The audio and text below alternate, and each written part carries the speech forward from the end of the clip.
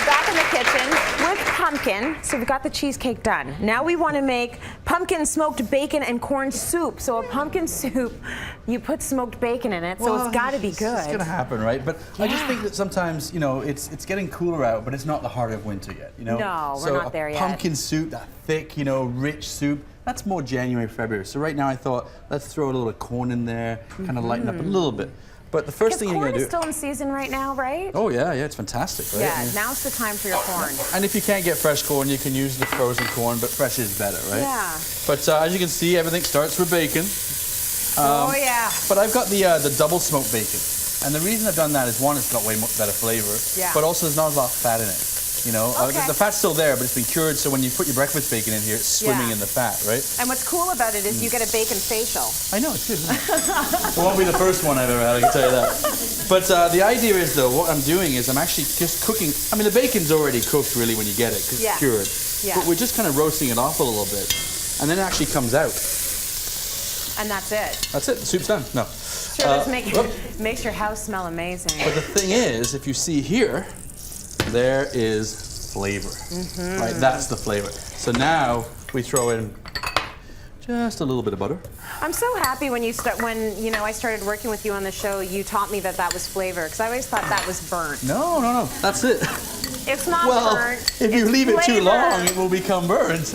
But yeah, you want that in the bottom of your pot. You do, because it's going to give those robust flavors to it. So I've thrown in some butter, I've thrown in some shallots. At this point now, we want to turn the heat down a little bit and just slowly simmer. Okay. But, and this isn't something I made up, but good soups always start with a lot of butter, because it helps to enrich everything. Yeah, you didn't just make that up. I didn't make it up. No? Okay. But the pumpkin. So I've just taken pumpkin, diced it up. You know, pretty rough. It doesn't have to be anything pretty. You can see actually this one's a little unripe, which actually is good that we're making a soup out of it, because it's going to give it more flavor. Right? Now the thing is, if I just throw pumpkin in here and I cook it and then I puree it, then I have pumpkin soup.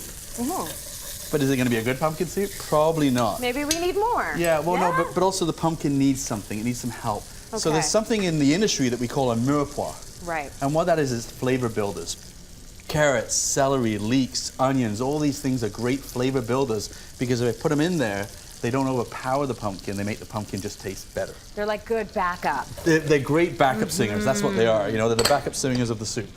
So we put that in there, and the idea is at this point is just to let that simmer away, you know, get all the flavors open up. You really don't want to just dump liquid in and boil it, you really want to, not roast it, but just open the flavors up. Yeah. Okay? Take your time with it. After a few minutes and they start to open up, then the corn goes in. You know, and you just basically drop it right in. And again, you can use frozen corn if you want, but it's not the best. Use fresh now. I mean, right now we know that when you got it and it's plentiful, you might as well. Frozen corn has the flavor, but it just retains a lot of moisture, so it's going to water down your soup. So once you've got that, then we take your chicken stock. Yeah. And here's another tip is, when you add liquid to a soup, if when in doubt, add too much. Okay? Always go over. But when you're ready to puree it, take some out, puree it. And the reason for this is if you add too much liquid and you puree it, your soup's too thin. Right? But if you strain up a little bit of liquid and puree it and it's too thick, you can add the liquid back in. But that liquid has been flavored while it's cooking away. Okay. Right? Now, is this one of those soups that you want to let it sit for quite some time so the flavors really get in there? Good 35, 45 minutes. You want to cook them, you know, cook it down. Yeah. But what you're going to do is just going to let that simmer away, tick, tick, tick, as it goes. And then obviously, what you end up with. So we fast forwarded time. Yep. It's been 45 minutes. Look at that, beautiful. Beautiful. But you can see now the flavors have added, you know, it's all soft. The pumpkin actually looks a little bit more colorful because it's opened up. You put some spices in there too. Oh, I threw a little bit of what did I put in there? Margarine. Margarine in there too. But I never know when to use that spice. It's nice. So now's a good time. Yeah, it's got that kind of roasty flavors, I think so. But here's the thing, you want it to the point where you can just push this side and it's soft. Right. Okay? That's when you know it's cooked. I call it smooshy. Smooshy. You need to get it smooshy. That's the technical chef term. And then you get your old magic wand out. Yeah. And you just simply puree. I'll be over here. Oh, you're a pro. You know what? You've done this before. I love this thing because it's got all the different speeds on it, so you can put on slow. That way you don't get the host covered in soup. That's always good. Important, isn't it? Yes. But anyway, you just puree that down. Now here's the thing though, soups are a personal thing. If you don't want it to be that creamy soup, then just, you know, puree it a little bit, season it up, away you go. Yeah, make it more chunky. I like it a little bit smoother because I like to add my garnish. Okay. So I puree it down and I end up with that. Ooh, look at that. I love this whole magic of television thing going on today. Yeah, it's so good. You put the bacon back in at some point, right? Oh, the bacon. I forgot about the bacon. Remember the bacon? So this is where the bacon comes. So what you do is you actually then take this beautiful, rich, velvety soup. Look at that. Like, it's just gorgeous, right? And that's when I take my bacon.